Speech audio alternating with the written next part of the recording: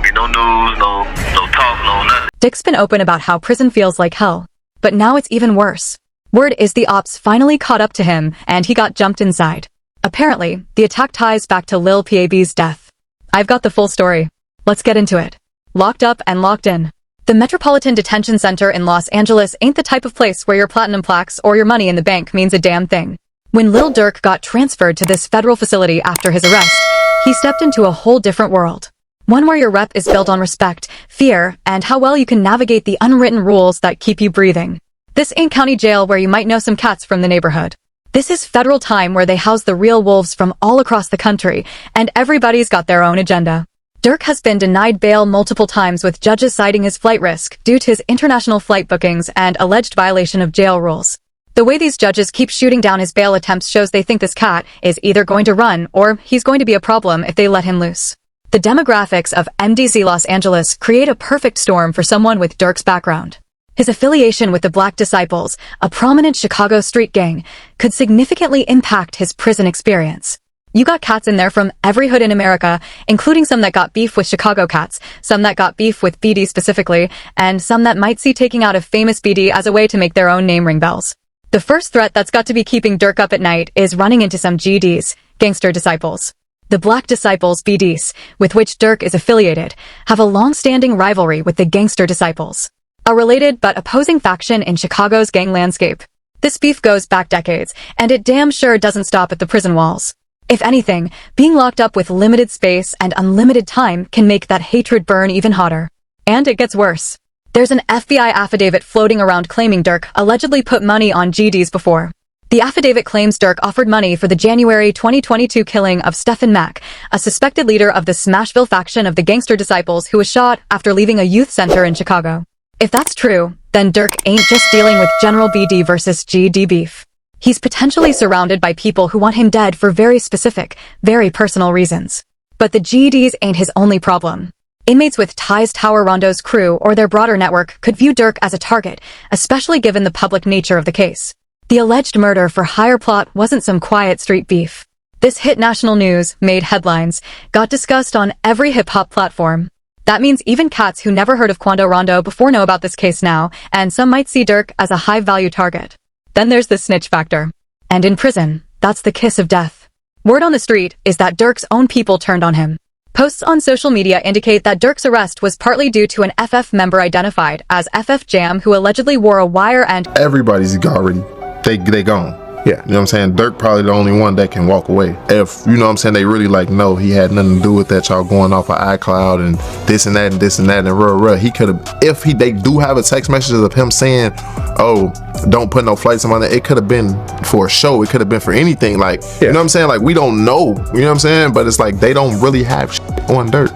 Like, but he was the man with money. Right. That's how I look at it. He was the man with money, so we just gonna put it on him. Word is Durk might already be feeling that pressure in ways the public doesn't know about. Posts on social media suggest he may have faced periods of solitary confinement, as mentioned by an associate of Pashisti. But here's the thing about Durk's situation that makes it extra complicated. His wealth and fame make him both a target and a potential threat. High-profile inmates often face extortion where other prisoners demand money, commissary items, or favors in exchange for protection or just for being left alone. If you're seen as an easy mark with deep pockets, every opportunistic cat in the facility is going to try to get a piece. On the flip side, Durk's alleged history of orchestrating violence suggests he ain't just some soft... But it's like that's a murder for hire with a murder, like, cause I did my homework on it. It's like, if they catch you and it was like you attempted to do murder for hire and nobody got hurt, it's 10 years. If somebody got hurt, it's 20, 25 years. If somebody got murdered, it's life. So somebody died. It's like, that's his stipulations. His stipulations already started life. The federal system's approach to housing someone like Durk is complicated. The prison's environment, described as housing a mix of federal inmates from various regions, could expose Durk to unpredictable threats from unaffiliated inmates or those seeking to make a name by targeting a famous figure. You got cats in there from every coast, every major city, every type of criminal organization. Some might respect his music. Some might hate everything he represents, and some might just see him as an opportunity to make their own reputation. The reality is that in the federal system, your reputation on the streets might get you respect, but it can also paint a target on your back. Durk's alleged involvement in multiple murders, his connection to one of Chicago's most violent neighborhoods, and his resources to allegedly orchestrate hits across state lines. All of that makes him someone that other inmates are going to watch closely, whether they're looking for protection, opportunity, or revenge. From the block to the box, in the savage streets of Chicago, where your reputation is written in blood and loyalty can get you a life sentence, few stories hit as hard as that of Lil Durk, born Dirk Devontae Banks in the trenches of Englewood. This cat's been walking that thin line between keeping at 100 and keeping his freedom since day one. But now, as he sits locked up in federal custody at the Metropolitan Detention Center in Los Angeles, waiting on a trial that could put him away forever, he's been attacked. But who would dare go after Durk? Lil Durk was arrested on October 24, 2024, near Miami International Airport while allegedly attempting to board a private jet to Italy. The feds came for him hard, talking about murder for hire like this was some mob movie type situation. But to understand how we got here, we got to take it back to that cold November night in 2020 when everything went left. King Von getting smoked on November 6, 2020 wasn't just another casualty in the drill scene. That was the moment that allegedly turned Durk from a successful rapper trying to leave the streets alone into a man on a mission for get back.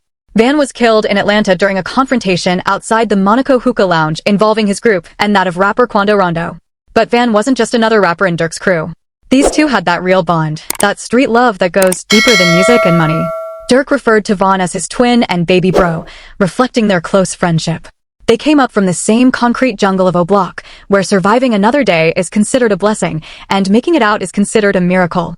The realty about their relationship, though, that's where it gets interesting. He wasn't till Von came around. He was singing, hanging out with Dej Life. Like, here's the thing I want. I don't know what you said that. earlier, I disagreed with. When you said, the Fed's been trying to get Durk for ages. I disagree. Lil Durk had a couple little gun cases here and there. It was only when the King Von situation. It was only when Von came around. See, what most folks don't realize is that Durk's whole gangster persona got a major upgrade when Von came home from doing his bid. Before Van touched down, Durk was more on that singing melodic tip trying to get the ladies and make that crossover money. But Van brought that raw, uncut street energy that changed everything about how Durk moved. This changes the whole narrative, doesn't it? Here you got Durk, the successful artist with the label and the money. But Van had something money couldn't buy. That authentic street credibility that made even his own boss nervous. They was scared of Von, man, and that was their downfall and destruction. Cause him, by signing, bringing him around the whole thing, bro. Some people you can't show the lavish life to. When Von got killed that night in Atlanta, it wasn't just about losing a friend or a brother. It was about losing the one person who gave Durk that street stamp. The surveillance footage shows Von throwing the first punch, being the aggressor, staying true to that street code, even when he had everything to lose. Van was shot during an altercation with Quando Rondo's associate, Lou Tim, outside an Atlanta hookah lounge when them charges against Lou Tim got dropped. That's when things allegedly got real personal for Durk. The feds are saying that Van's death didn't just hurt Durk, it transformed him into something dangerous. See, Van didn't just bring street cred. He brought that killer instinct that made their music more authentic, more raw, more real than... And I feel like Von came through with this killer energy, blew up massively, and I think Durk realized like, yo, I need to be more street. We need no auto Durk. We need these more aggressive songs. Trying to sing love songs for the streets and gangsta pain music for the girls type thing weren't really working for him. It's working for Youngboy and Quando, wasn't really working for Durk like that. And I feel like he's seen what happened with Von and he turned the gangster up a notch. But when Van died, that's when Durk allegedly took it to another level completely. And then when Von died, I think Durk not only turned up the gangster a notch in the music, but also in the actual things that he was allegedly part of in the streets. The feds are painting a picture of a man who went from successful artist to alleged criminal mastermind, all because of grief and revenge. Prosecutors claim the plot was retaliation for the November 2020 killing of King Von, and that Durk allegedly placed a bounty on Rondo's life, using F resources to fund travel and accommodations for the hitmen. The alleged hit that went down in August 2022 reads like something straight out of a street movie. The plot, which unfolded in August 2022, resulted in the death of Rondo's cousin, Savia Robinson, also known as Lou PAB, at a Los Angeles gas station. These cats allegedly flew across the country, got the tools, did the surveillance, and made their move. The group reportedly used 2 vehicles to track and stalk Rondo, firing at least 18 rounds, including with a fully automatic firearm, but Rondo escaped unharmed while Robinson was killed. What makes this case so damning isn't just the violence, it's the paper trail these dudes allegedly left behind. A credit card linked to F was reportedly used to book flights in a hotel, despite Durk's alleged instruction to avoid a paper trail. The irony is crazy. This cat allegedly told his people, don't book. No flights under no names. But then got caught up because of the very success that was supposed to protect him. See, that's the thing about making it out the hood. Your money becomes your weakness. Durk allegedly offered cash and music opportunities through his Only the Family label to 5 associates to carry out the hit. When you got that type of bread and influence, you can allegedly make things happen anywhere in the country. But that same money leaves a trail that the feds can follow right back to your door. The 5 soldiers allegedly involved in this operation, Kayvon London Grant, DeAndre Dontrell Wilson, Keith Jones, David Brian Lindsay, and Ashton Houston. These weren't random street cats.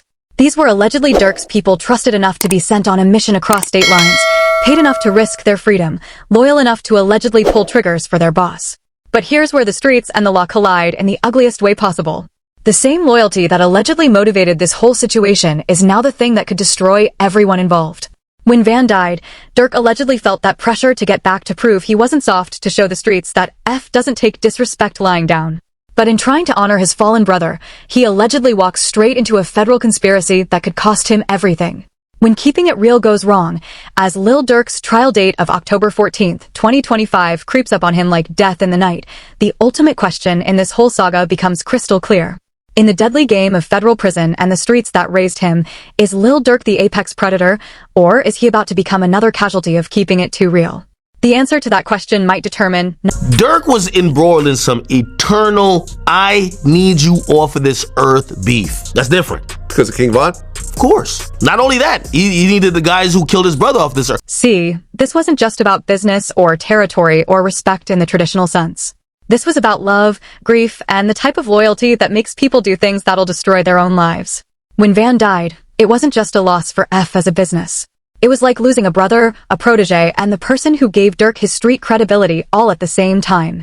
This dynamic reveals something deeper about Durk's character and the choices that led him to this moment. He wasn't just grieving a friend. He was trying to live up to the memory of someone who represented everything he wasn't, but wanted to be.